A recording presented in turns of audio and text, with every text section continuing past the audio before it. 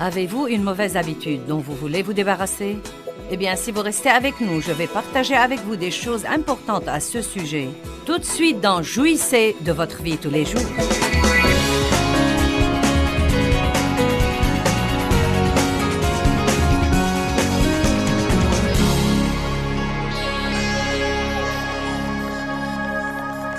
Si vous ne faites pas passer Dieu avant tout, rien d'autre ne va marcher. Mais si vous apprenez à respecter la loi des priorités, c'est étonnant ce que votre vie peut bien marcher. Vous savez, Dieu ne veut vraiment pas que nous le recevions dans nos vies seulement en temps de crise. Il ne veut pas que nous l'invoquions seulement quand nous avons de graves ennuis et quand nous sommes débordés. À dire vrai, vous serez toujours débordés et vous aurez toujours de graves ennuis sans Dieu. Donc, Père, nous prions ce soir, comme nous étudions ta parole, que tu donnes aux gens des oreilles pour entendre et qu'ils permettent à la parole de renouveler leurs pensées et que chacun d'entre eux prenne des décisions. Ça ne sert à rien de prêcher si les gens ne prennent pas de décision. Donc, par ton Esprit Dieu, aide les gens à saisir les choses qui leur sont destinées et aide-les à prendre ces choses et à les mettre en pratique dans leur vie, au nom de Jésus. Amen. 1 Jean chapitre 5, verset 21. Je vous prie d'aborder la parole ce soir avec un profond respect et vous rendre compte qu'il n'y a rien qui nous est plus précieux que la parole de Dieu. Un verset merveilleux dans 1 Jean chapitre 5, verset 21. J'aime souvent le matin ouvrir et lire ce livre. Il dit « Petits enfants, gardez-vous des idoles, des faux dieux, et gardez-vous de chaque chose et de toute chose qui pourrait occuper la place qui revient à Dieu dans votre cœur, et de tout ce qui pourrait le remplacer et occuper la première place dans votre vie. Maintenant, prenons un peu de recul pour comprendre ce qu'il dit. Gardez-vous. Nous prenons immédiatement une responsabilité. Il dit, je veux vous aider et travailler dans votre vie, mais vous devez prendre la décision de me donner la priorité. Vous voyez, Dieu ne nous impose pas sa présence. Il ne nous oblige pas à passer du temps avec lui. Il ne nous oblige pas à aider les autres. Il ne nous oblige pas à donner et à apprendre la parole.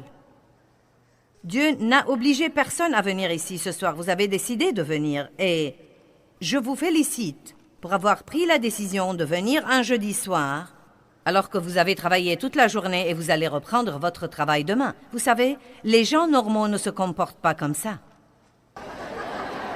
Certains d'entre vous ont fait beaucoup de chemin. Vous avez pris des vacances, vous avez payé des babysitters et des hôtels, et vous êtes quelqu'un qui marchera finalement dans la victoire parce que vous payez le prix de la diligence pour apprendre ce que vous devez apprendre, pour être le genre de personne que Dieu veut que vous soyez. Gardez-vous des idoles. Maintenant, il ne parle pas seulement des idoles de pierre devant lesquelles beaucoup de gens autour du monde peuvent s'incliner. Laissez-moi vous dire une chose. Votre travail peut devenir une idole. Votre ministère peut devenir une idole.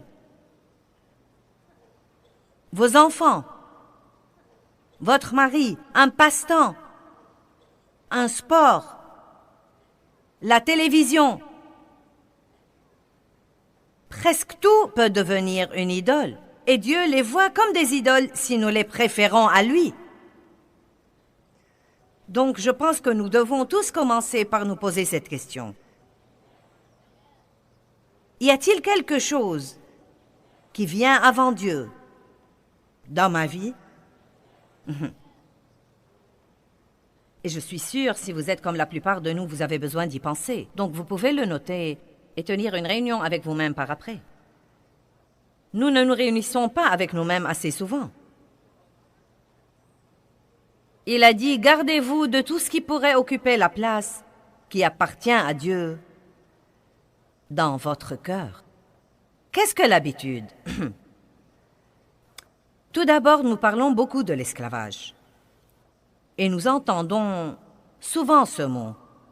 Eh bien, Dieu m'a délivré de mes esclavages, ou bien je suis esclave de ceci ou esclave de cela. Et je ne veux certainement pas le simplifier à l'extrême, mais l'esclavage est un mot effrayant. Il semble vraiment mauvais. Mais en y pensant aujourd'hui, j'ai trouvé que tout esclavage est une mauvaise habitude. Maintenant, ça a plutôt l'air de quelque chose que nous pouvons maîtriser. C'est une mauvaise habitude, c'est quelque chose que nous faisons fréquemment et que nous répétons et nous le faisons depuis si longtemps qu'il semble maintenant avoir une sorte d'emprise sur nous. Mais ce n'est certainement pas une emprise qui ne peut pas être brisée. Une mauvaise habitude peut toujours être changée. Vous pouvez rompre avec vos mauvaises habitudes, juste comme vous pouvez rompre avec un mauvais petit ami. Et s'il est le seul petit ami que vous avez et que vous n'en avez pas encore un autre, il va vous manquer pendant quelque temps, bien qu'il fût mauvais. Il va vous manquer. Mais vous pouvez toujours rompre avec lui si vous comprenez que ce mauvais petit ami empoisonne votre vie et pourrait vraiment vous attirer des ennuis si vous continuez avec lui. Donc, vous rompez avec ce mauvais petit ami et vous traversez une période de douleur émotionnelle, de souffrance émotionnelle, de solitude émotionnelle. Et vous le faites parce que vous dites, « Eh bien Dieu, je veux prendre la bonne décision ici. Ce n'est pas facile de faire ce qu'il faut, mais je veux faire ce qu'il faut. » Et peu de temps après, vous avez une nouvelle paix. Puis avant d'avoir le temps de dire « Ouf », Dieu vous amène quelqu'un dans votre vie et vous pouvez maintenant prendre une bonne habitude. Amen. Je ne vais pas vous dire que se débarrasser d'une mauvaise habitude est facile. En fait, je pense que nous ferions aussi bien d'être francs et de dire que la plupart du temps, nous voulons que Dieu intervienne souverainement et qu'il nous donne un miracle où nous changeons instantanément, sans aucun effort de notre part, et sans dérangement, et sans inconvénient, et sans souffrance. C'est ce que nous voulons dire quand nous disons « Dieu libère-moi ».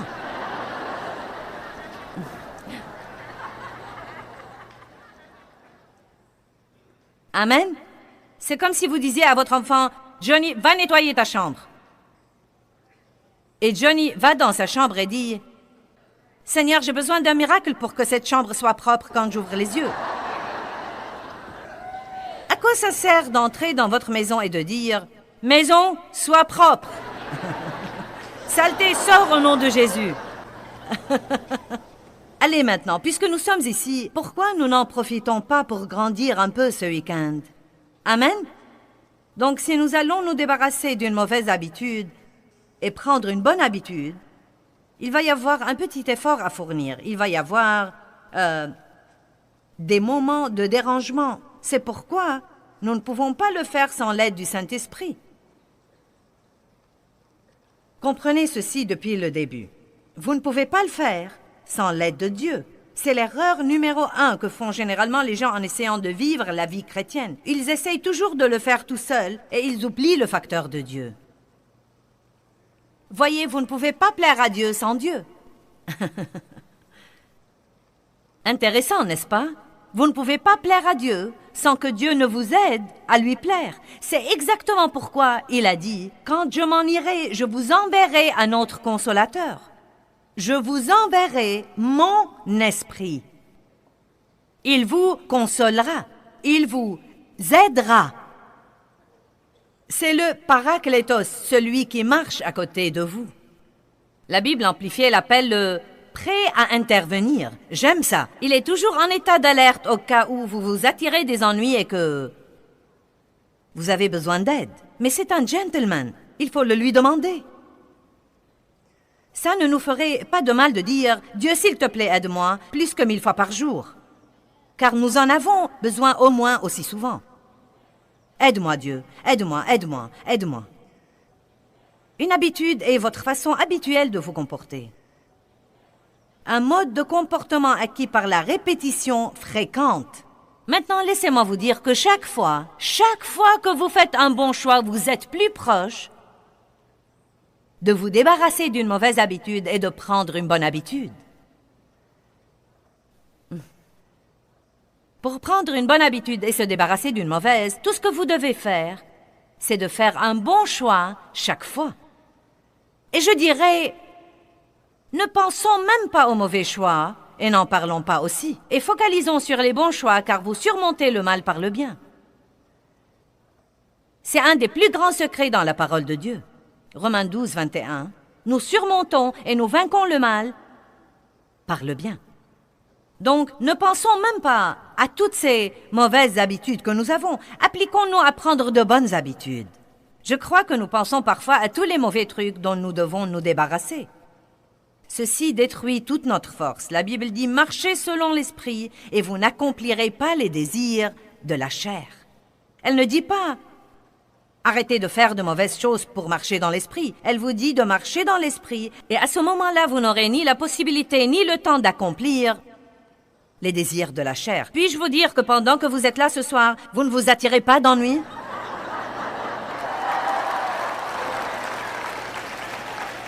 Par conséquent, c'est un lieu de sécurité.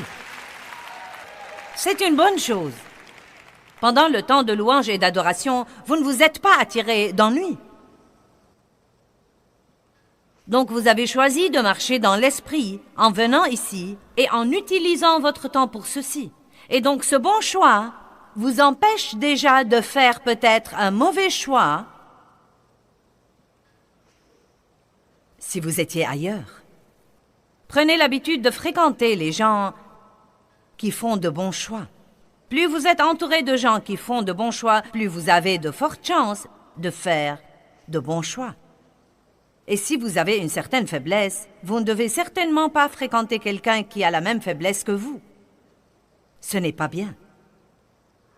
Les habitudes, les choses que vous faites beaucoup de fois sans même essayer de les faire ou projeter de les faire, vous les faites si souvent que c'est juste ce que vous faites. Par exemple, j'avais l'habitude, pendant des années et des années dans ma vie, j'avais l'habitude de me vexer chaque fois que je ne faisais pas à mon idée. Je n'avais pas à essayer, je n'avais pas à travailler là-dessus. Si je ne faisais pas à mon idée, je me vexais. Et j'ai vécu comme ça, je ne sais pas, 45 ans, peut-être 50, je ne sais pas. Et puis j'ai décidé, j'en ai assez. Allez, c'est pourquoi j'ai dit aux gens il y a environ 1 an, quand je faisais des réunions, vous devez prendre des décisions. Vous n'êtes pas venu ici pour vous asseoir sur une chaise ou pour voir de quoi j'ai l'air en personne. Vous n'êtes pas venu ici juste pour passer quelque temps avec Dieu.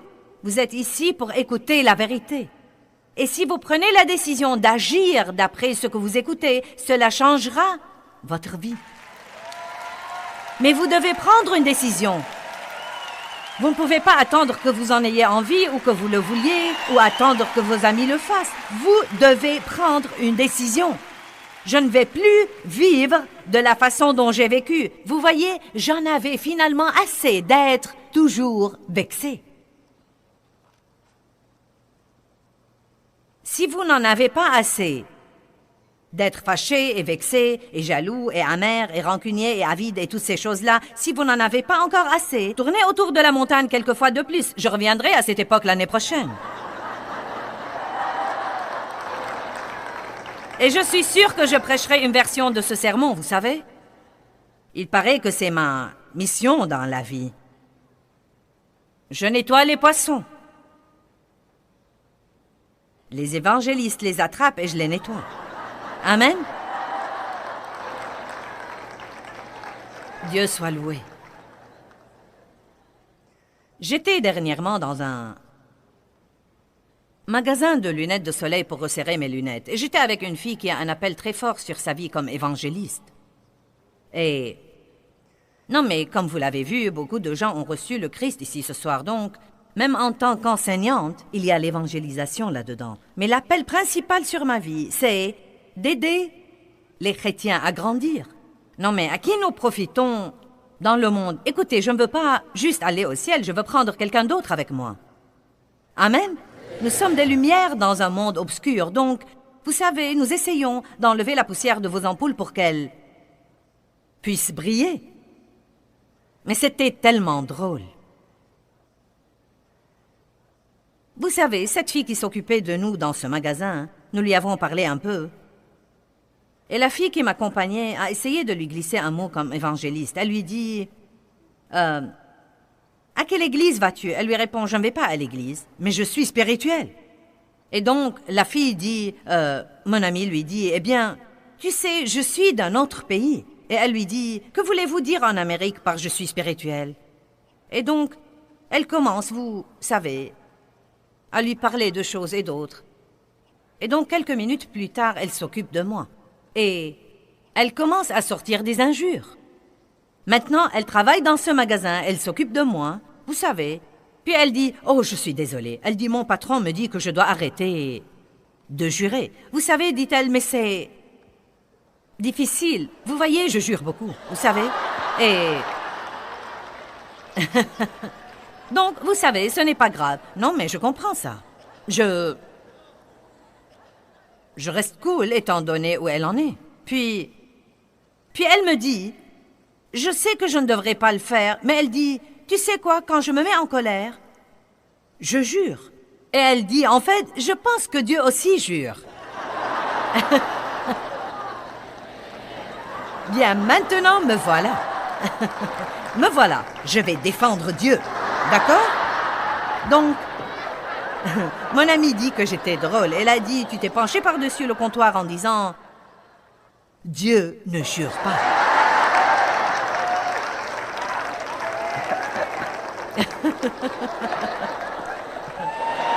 Écoutez, et mon ami évangéliste qui est derrière moi lui dit, mais il t'aime!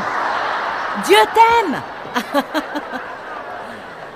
Et elle me dit, tu essayais de la nettoyer même avant de l'attraper.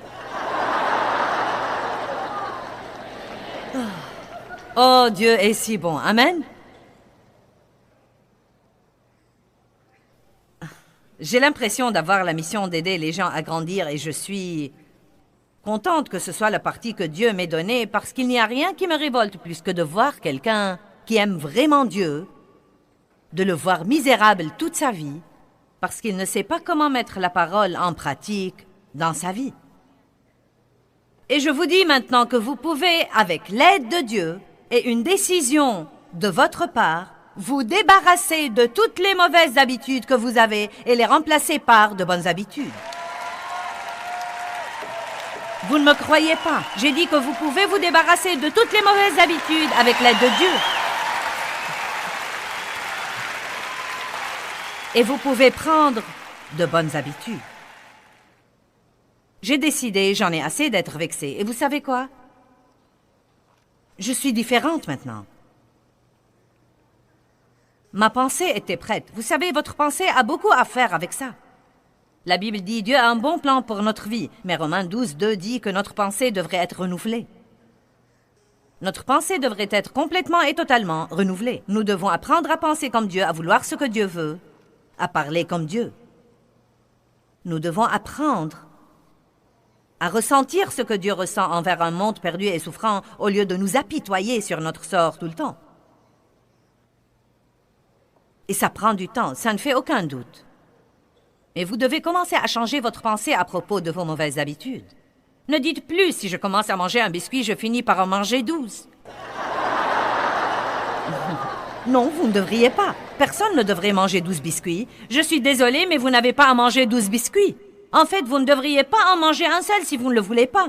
Je ne dis pas que vous ne pouvez pas l'avoir si vous le voulez, mais nous devons arrêter d'agir comme si tous ces trucs nous menaient par le bout du nez. Eh bien, je n'y peux rien. Vous savez, je me mets en colère. Si, vous pouvez. Vous savez comment je sais que vous pouvez? Parce que si vous étiez au milieu d'une crise et que j'arrive à votre porte, vous vous arrêterez.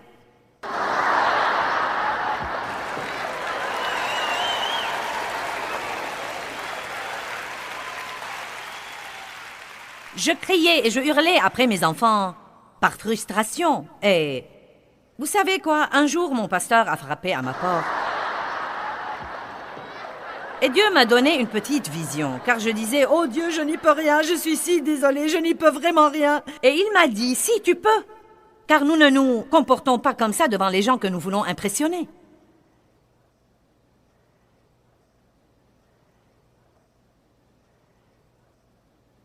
Donc Dieu m'a changé et il peut vous changer.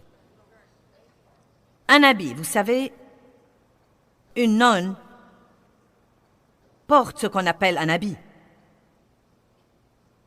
Pourquoi l'appelle-t-on ainsi? Parce que c'est une tenue toujours ou normalement portée par une femme catholique qui s'est engagée officiellement et complètement à Dieu. C'est comme ça qu'on sait qu'elle est nonne. Non, mais c'est l'un des premiers indices. Eh bien, on l'appelle un habit. Ceux qui font de l'équitation tout le temps portent un vêtement adéquat. Ça s'appelle un habit d'équitation. Les habitudes ne sont que des actions que nous faisons et que nous répétons et que nous réitérons. J'ai eu cette information de l'Internet. Et durant votre vie, vous faites la même chose que vous avez faite hier, le jour d'avant, et que vous avez faite le mois d'avant. On estime aujourd'hui qu'entre les 11 000 signaux que nous recevons régulièrement de nos sens, 40 seulement d'entre eux sont traités consciemment. En d'autres termes, une grande partie de ce que nous le faisons sans même savoir que nous le faisons. C'est des habitudes que nous avons prises. Donc, comment nous débarrasser d'une mauvaise habitude et prendre une nouvelle habitude? Eh bien, il y a 2 règles officielles. Je crois que vous devez comprendre le fond du problème. Certaines personnes disent que tout ce que vous faites pour 21 jours consécutifs, d'autres personnes disent pour 30 jours. Donc, nous dirons que tout ce que vous faites répétitivement pour une période de temps devient une habitude. Donc, tout ce que vous ne faites pas répétitivement pour une période de temps devient une habitude. Par exemple, je fumais. J'ai commencé à fumer quand j'avais 9 ans. J'aimais ça. Je ne voulais pas arrêter. Je savais que si j'arrêtais, je mourrais sûrement de faim et je prendrais du poids. Donc, c'était mon excuse pendant des années. Donc maintenant, Dieu m'a appelé à prêcher et j'ai commencé à me rendre compte que ça n'allait pas être une bonne chose. Ça ne fait pas bien aux yeux des gens, donc je devais... Vous savez, je devais arrêter. Eh bien, non, mais c'était la période la plus difficile. C'était si dur pour moi. Mais la vérité, c'est que je ne voulais pas souffrir. Je voulais un miracle. Et donc, j'arrêtais et je recommençais. J'arrêtais, puis je me mettais en colère. Et j'allais fouiller dans la poubelle et fouiller dans les poches de mon manteau pour trouver les mégots. Allez, si vous avez fumé un jour, vous savez exactement de quoi je parle. Et donc, je me disais tout le temps, je sais que je ne pourrai jamais arrêter de fumer. Je ne pourrai jamais arrêter. Si j'arrêtais de fumer, je serais une boule de nerfs. Si j'arrêtais de fumer, je mangerais tout ce qui est en vue et je prendrais du poids. La première chose que je devais changer avant de changer mon comportement, je devais changer ma pensée et ma façon de parler. Allez maintenant. Donc, si vous avez un problème, disons avec le chocolat, arrêtez de dire « je dois manger du chocolat chaque jour ». Ne dites pas ça. Je ne peux pas vivre, vous savez, tous les jours. Je dois boire un soda. Tous les jours. Si je vois des biscuits, je dois manger tout le plateau. Non, tout d'abord, vous devez arrêter de penser comme ça et vous devez arrêter de parler comme ça. Sûrement, si l'Esprit du Dieu vivant demeure en vous, vous pouvez avoir l'autorité sur une tablette de chocolat.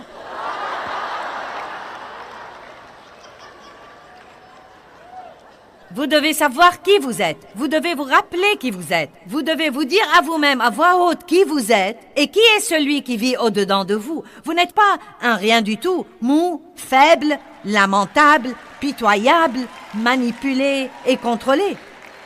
Vous êtes un enfant de Dieu et la puissance de l'univers vit au-dedans de vous. Et vous ne mangez pas des choses à l'excès. Et vous ne laissez pas votre maison sale et vous ne payez pas vos factures parce que vous ne le voulez pas, mais parce que vous avez de mauvaises habitudes.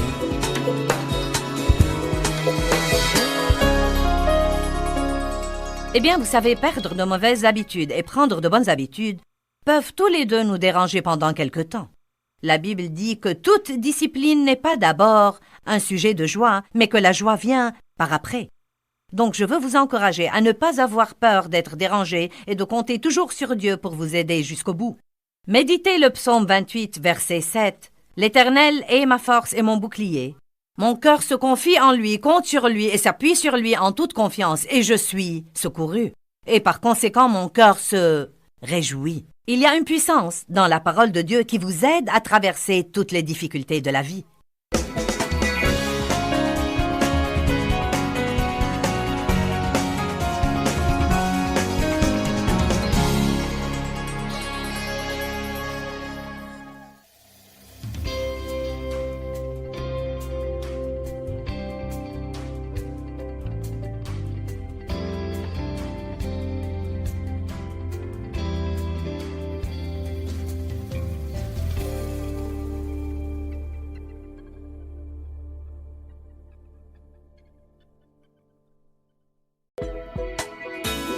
Eh bien, dans l'émission d'aujourd'hui, je vais vous expliquer comment vous pouvez prendre la bonne habitude de marcher avec Dieu tous les jours de votre vie et le voir multiplier et le voir bénir votre vie sur tous les plans.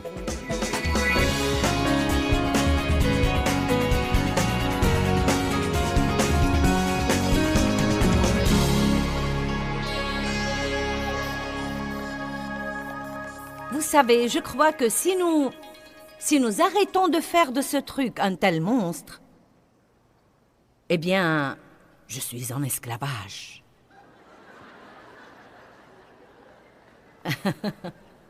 Vous savez, ce mot semble tellement mauvais. Et Dieu nous délivre de tous nos esclavages. Non mais, entrez dans mon jeu ce week-end. Et dites seulement, vous savez quoi? Ce n'est qu'une habitude. J'avais l'habitude de fumer. J'ai commencé à fumer à l'âge de 9 ans. Mais quand Dieu m'a appelé à arrêter de fumer, je ne pouvais pas m'arrêter. Donc je devais changer ma pensée et changer ma façon de parler. Et je devais être prête à souffrir un petit peu. Donc, vous savez quoi? Le premier jour était mauvais. Le second jour n'était pas bien mieux. Et puis Dave et moi, nous nous sommes disputés pendant un pique-nique. J'ai quitté le pique-nique, je suis rentrée à la maison et je me suis dit, je vais m'acheter un paquet de cigarettes et le fumer en entier. Qu'est-ce que ça avait à faire avec ma revanche sur lui? Je ne sais pas. Mais nous faisons ça parfois quand nous sommes en colère. Vous savez, c'est comme, quelle que soit la chose que nous ne devons pas faire, nous voulons la faire et la refaire. Quand vous êtes très ému, n'est-ce pas que vous voulez manger tout ce que vous voyez? Vous ne faites du mal qu'à vous-même. Je me suis acheté les cigarettes et je suis rentrée à la maison, la famille était au pique-nique et j'allais me mettre là et fumer.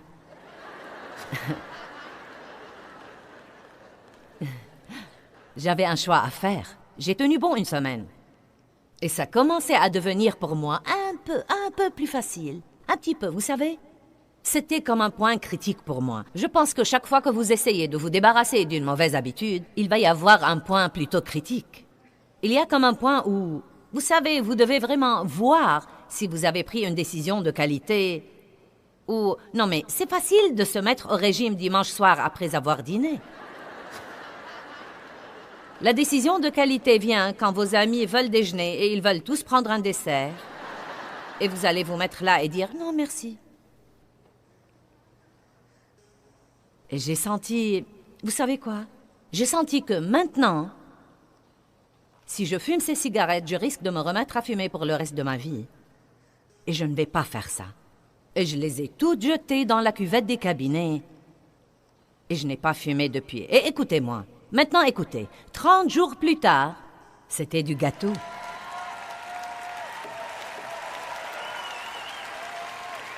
« 30 jours plus tard. Maintenant, je dirais que pour des années par après, de temps en temps, comme peut-être une fois tous les quelques mois ou une fois l'an, si quelque chose de vraiment dur m'arrivait soudainement, j'avais cette pensée étrange, je veux une cigarette. Puis je me demandais, d'où est-ce que cela m'est venu? C'est qu'en réalité, j'avais l'habitude de m'en servir comme une béquille quand j'étais frustrée. Je savais quand j'étais devenue une chrétienne sérieuse et que je sortais furtivement après l'église. Je montais dans ma voiture, je m'allongeais sur le siège.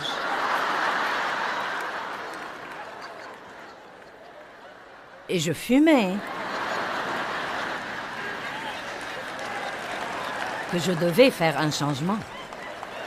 Ceux qui étaient là croyaient que la voiture était en feu. Je ne sais pas ce qu'ils en pensaient. Or, je n'essaie pas de vous condamner si vous fumez toujours. Vous savez, il n'y a pas une section fumeur au ciel. Vous savez, mais à dire vrai, je vais être absolument franche avec vous. Vous savez, les commérages sont probablement pires.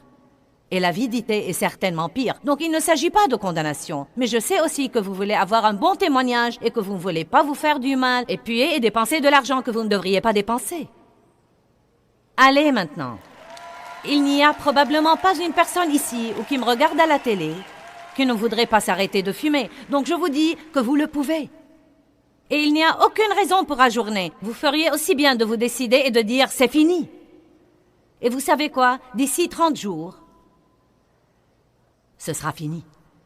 D'ici 30 jours, ce sera fini et vous aurez une vie de liberté. Ne craignez pas d'être gêné et perturbé pour quelque temps. Allez, écoutez-moi ce soir. Ne craignez pas d'être gêné et perturbé pour quelque temps. Vous dites « eh bien, je ne supporte pas ». Ne dites pas ça. Il faut que vous disiez « aide-moi, aide-moi, Dieu, aide-moi, aide-moi, aide-moi, aide-moi, aide-moi ». S'il le faut, asseyez-vous sur vos mains et dites « Dieu, aide-moi ». Eh bien, j'ai des habitudes, j'ai beaucoup d'habitudes. Je me brosse les dents plusieurs fois par jour. Je n'y pense pas, c'est une habitude. Je bois beaucoup d'eau. Et je bois maintenant tellement d'eau que si je n'ai pas une bouteille d'eau avec moi tout le temps, je me sens assoiffée. Et un des moyens de boire plus d'eau, c'est de garder une bouteille avec vous. Dès que je me lève le matin, sans projeter de le faire, sans y penser, je me dirige vers la cafetière. C'est comme... Et je vais tout droit à mon coin avec Dieu, dans mon bureau. C'est mon temps préféré de la journée, où je peux avoir mon temps de prière et d'étude, et prendre mon café du matin avec mon chien sur mes genoux. Je remue mes orteils tout le temps. C'est une habitude. Tous les soirs, quand je vais au lit, je m'applique une lotion sur les mains et les pieds. C'est une habitude. Je le fais depuis des années et maintenant, ils sont craquelés et secs si je ne le fais pas. Non mais je ne peux pas supporter, je ne peux pas m'endormir. Je mets quelque chose d'hydratant sur mes lèvres tout le temps. Mes amis me taquinent car je mets toujours du rouge à lèvres et je leur dis, il ne s'agit pas de rouge à lèvres. Je ne supporte pas que mes lèvres s'assèchent. Nous avons tous des habitudes. Dave a des habitudes.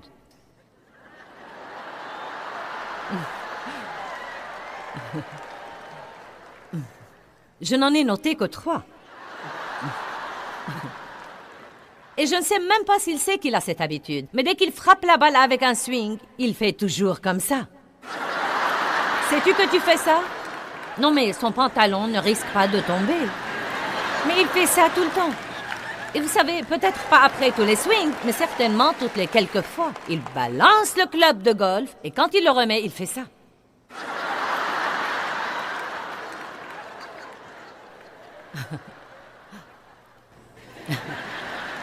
Voilà une autre habitude qu'il a. Quand il conduit la voiture et que quelqu'un sur l'autoroute fait quelque chose qui ne lui plaît pas, il doit dire toujours quelque chose. Il ne peut rien laisser passer. Il ne peut pas. Il doit toujours dire quelque chose. Maintenant, nous avons ajouté une nouvelle habitude. Je crois qu'il est jaloux de me voir mettre une lotion sur mes mains et sur mes pieds tous les soirs. Donc maintenant, il veut une lotion sur sa table de nuit et il met une lotion. Mais, il a ajouté une version. Il se met là-bas et je sens le lit trembler et je le regarde et il fait ça. Et je lui dis... Oh non, il me dit qu'il fait comme ça. Et je lui dis... Qu'est-ce que tu fais, Dave? Et il me dit, j'essaie de me sécher les mains. Maintenant, écoutez, ce type a travaillé dans l'ingénierie et donc nous concevons tout chez nous. Je lui dis, pourquoi tu fais ça? Tu la mets pour hydrater tes mains. Il me dit, je ne veux pas que ça salisse les draps. Allez comprendre, vous savez? Oh oui, nous concevons tout. Il conçoit un plan pour ma sortie du bain. Non, mais c'est étonnant. Même mon chien a des habitudes. La chose la plus mignonne chez notre chien, c'est d'observer ses habitudes. Nous avons tous des habitudes. Elles ne sont pas toutes des habitudes destructrices. Certaines d'entre elles sont des habitudes bêtes et dingues, mais elles font partie de notre personnalité. Donc nous ne devons pas nous en formaliser. Mais vous savez, si vous vous rongez les ongles jusqu'au sang tous les jours, et que vous ne voulez pas faire ça, vous pouvez vous débarrasser de cette habitude, mais vous n'allez pas le faire tout seul. Priez Dieu, je ne peux pas faire ça tout seul et j'ai besoin que tu m'aides. Amen. Allez, que quelqu'un donne gloire à Dieu. Dites, je peux me débarrasser des mauvaises habitudes et je peux prendre de bonnes habitudes. Je ne peux pas le faire tout seul, mais avec Dieu, je peux le faire. Amen. Qui peut penser à une mauvaise habitude dont il aimerait se débarrasser quand il rentre chez lui? Bon, vous pouvez avoir la victoire. Chacun d'entre vous peut sûrement avoir la victoire. Et quand vous vous débarrassez de cette première habitude, vous travaillerez sur une autre, et une autre, et une autre, et une autre. J'ai horreur de vous le dire, mais ça ne finit jamais. Il n'y a pas de mal à ça. C'est plutôt passionnant. J'aime ça. J'aime travailler avec Dieu et surmonter des choses et ne pas permettre à l'ennemi de me mener. Maintenant, apprenons à faire passer Dieu habituellement avant tout, à tous les égards. Genèse 17:1. Lorsque Abraham fut âgé de 99 ans, donc vous voyez que Dieu ne renonce jamais à vous.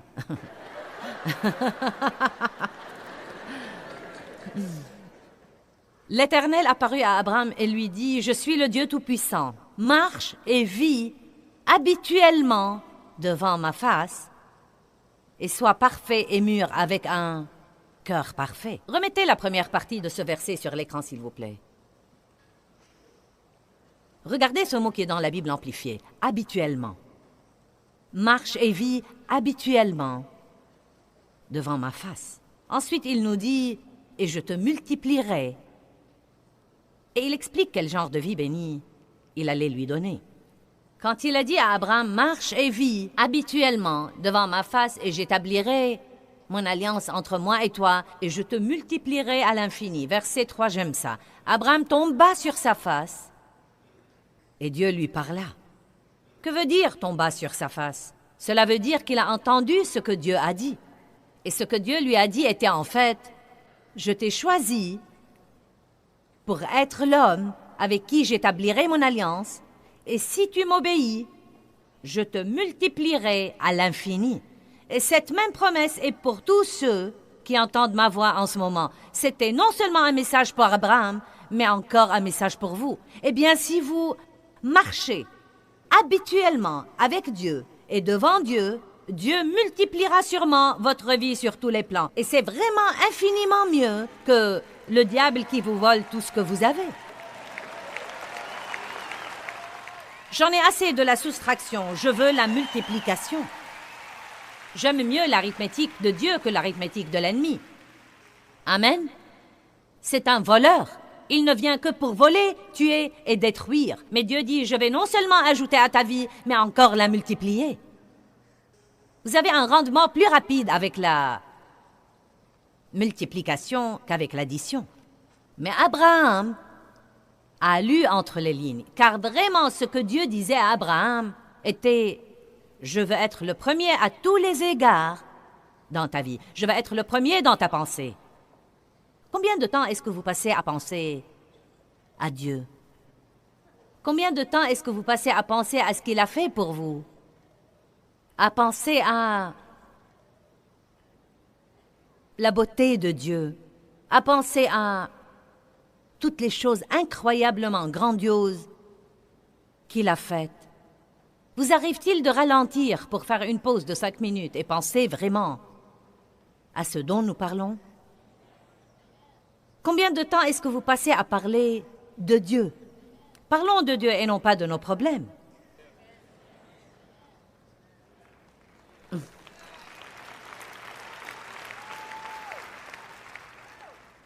Lorsqu'il s'agit de prendre des décisions, est-ce que vous faites passer Dieu avant tout ou est-ce que vous faites passer vos sentiments avant tout? Est-ce que vous faites passer ce que vous pensez avant tout, ce que vous voulez avant tout, ou vous faites passer ce que Dieu dit avant tout? Vous faites passer vos amis avant tout et votre réputation avant tout? Vous savez, parfois, si vous prenez la décision que Dieu vous mène à prendre, les gens vont penser que vous êtes fou.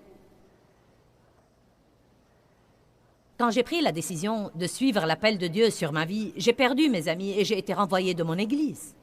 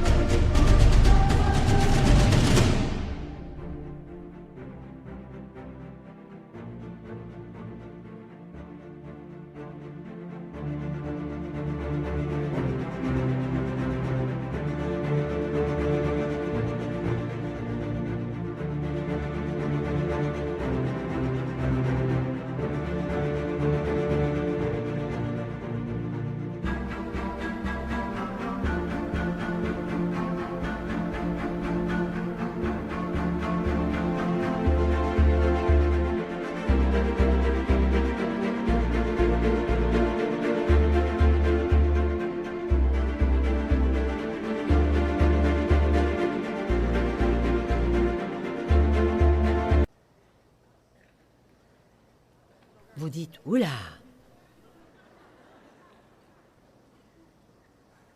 Pourquoi? Parce que le diable méprise vos progrès. Et il sait que notre réputation compte beaucoup pour nous. Et faire partie du groupe compte beaucoup pour nous. Et invariablement, quand Dieu essaie de vous amener à faire quelque chose qui vous aide à faire des progrès, il amènera quelqu'un, l'ennemi amènera quelqu'un que vous aimez pour vous juger et vous critiquer.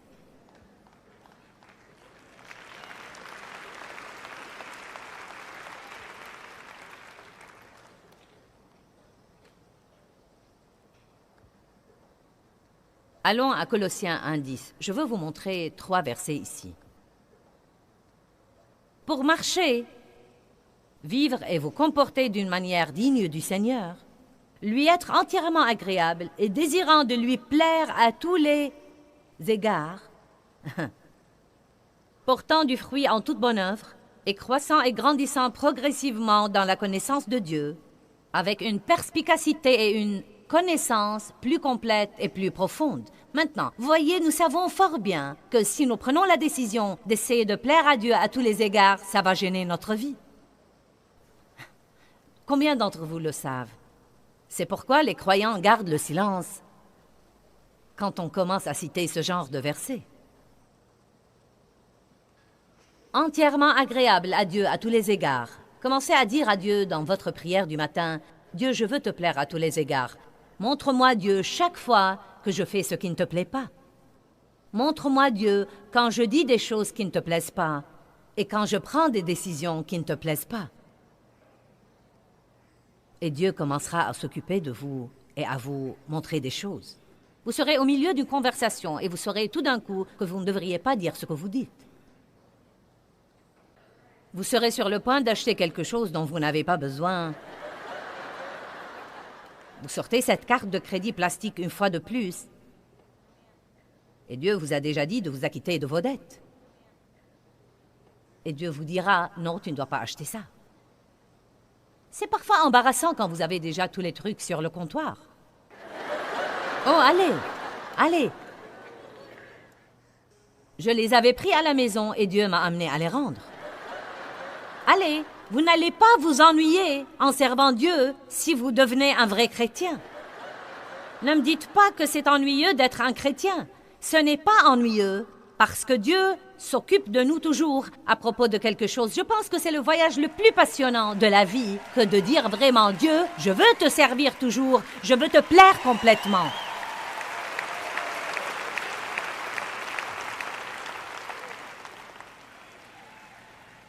« 1 Jean 3, 22.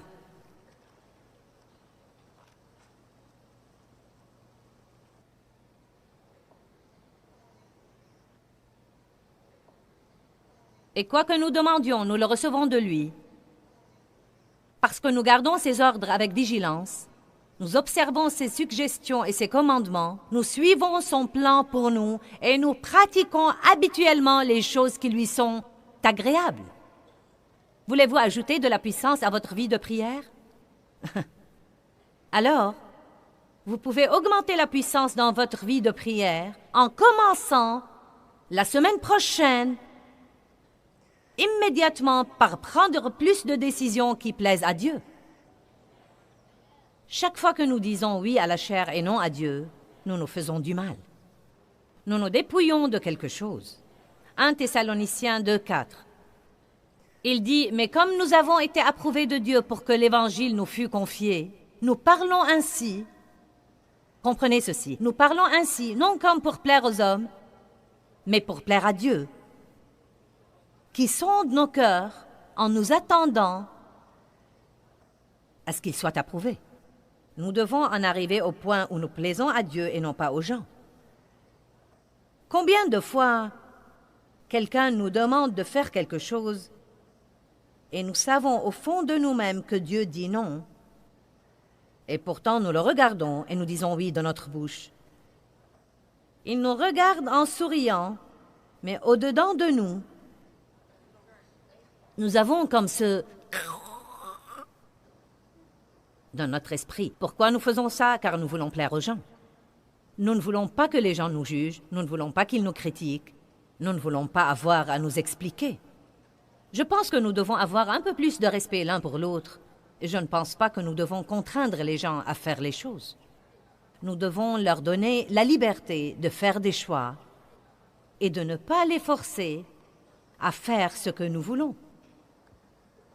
Nous devons en fait dire aux autres « Je vous suis très reconnaissant de m'avoir demandé, mais je ne sens pas que c'est ce que je devrais faire en ce moment. » Je vais vous dire une chose, je me suis presque tuée dans le ministère. Franchement, je me suis presque tuée en disant oui à tout ce que tout le monde voulait que je fasse pour eux, avant de me rendre compte que je faisais plaisir à tout le monde, mais que j'allais presque mourir. Et Dieu n'était pas content pour avoir fait passer les autres avant lui. Amen. Vous ne recevez pas une récompense pour ce que les gens vous disent de faire. Vous ne recevez pas une récompense pour avoir obéi aux gens. Maintenant, je ne dis pas de ne pas obéir à l'autorité à laquelle vous devez obéir, mais vous savez exactement de quoi je parle. Si Dieu dit non, nous devons aussi dire non.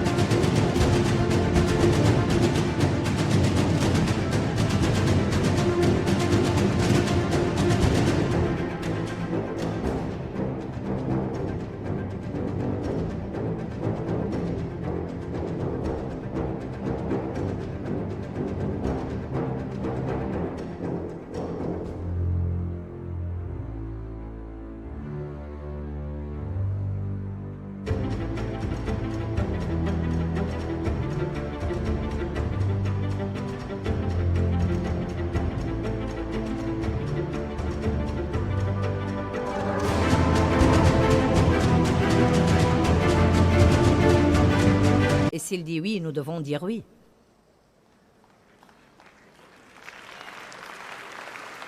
Est-ce que vous comprenez de quoi je parle? Vous avez la petite habitude de vouloir plaire aux gens. N'est-ce pas un sentiment affreux? Et vous savez, c'est triste que la plupart des gens ne soient satisfaits à moins de les laisser nous contrôler. Ce ne sont pas de vrais amis. Si vous avez un vrai ami, il vous dira « Suis tout simplement ton cœur. Fais ce que tu sens que Dieu veut que tu fasses. » J'ai juste voulu t'inviter. C'est le genre de gens que je voudrais fréquenter. Donc, Abraham savait, quand Dieu lui a dit « Fais-moi passer habituellement avant tout, et je te multiplierai. Maintenant, allez. » Voyez, vous ne pouvez pas prendre toutes les promesses et ignorer les si et les mais de la Bible. Si tu obéis avec diligence à mes ordres, toutes ces bénédictions viendront sur toi et t'atteindront. Je ne dis pas que vous devez être parfait, mais je vous dis que vous devez avoir un cœur décidé à obéir à Dieu. C'est merveilleux d'enseigner l'amour de Dieu et la miséricorde de Dieu et la grâce de Dieu. Mais vous savez quoi? Nous devons également enseigner l'obéissance. Et nous devons enseigner la crainte révérentielle. Nous devons comprendre que Dieu est Dieu et qu'il est très sérieux. Rien que lire Deutéronome chapitre 28 devrait être assez pour nous amener à travailler à plein temps avec le Saint-Esprit pour nous débarrasser de toutes nos mauvaises habitudes et prendre toutes les bonnes habitudes que nous pouvons prendre. Juste Deutéronome 28, si vous obéissez avec diligence à tous mes ordres, je vous bénirai. Et il continue verset après verset après verset après verset. Puis il dit simplement, sinon, vous vivrez sous la malédiction. Et ce n'est pas très drôle. Quand vous êtes habitué à vivre pour vous-même, il vous faut du temps pour changer. Je crois que la chose la plus importante de laquelle Dieu est venu nous délivrer, c'est nous-mêmes. Quand vous en arrivez au point où vous ne faites pas à votre idée et que vous l'acceptiez, vous avez été vraiment délivré. Vous savez quoi? Si vous ne pouvez pas être content à moins de faire à votre idée, c'est une mauvaise habitude. Si vous êtes facilement offensé, c'est une mauvaise habitude. Surmontez-la. Si vous êtes susceptible et que quelqu'un vous plaise toujours, ne mettez pas les gens sous cette pression. Surmontez-la. Qui ne voudrait pas raconter les histoires croustillantes qu'il entend? Oh, il y a quelque chose en nous qui veut raconter toujours ce qu'il sait. Vous lisez dans les psaumes le verset « Gardez les secrets des autres ». Oh Dieu, pourquoi fallait-il que ce soit là? Moi, j'aime parler.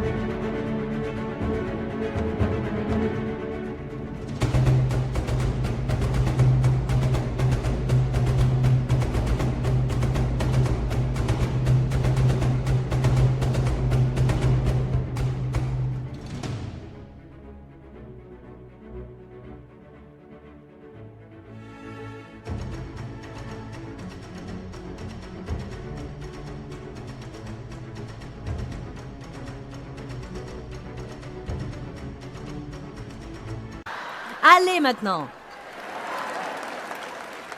Mais n'est-ce pas vraiment merveilleux? Quand vous pouvez reposer votre tête la nuit et penser, tu sais quoi Dieu, je n'ai pas réussi à 100%. Mais j'ai fait de mon mieux aujourd'hui. Pardonne-moi mes péchés, Dieu, et je vais essayer de nouveau demain. Aide-moi, Seigneur, je veux vivre pour toi. Je veux vivre pour ta gloire. Je veux te plaire toujours. Amen.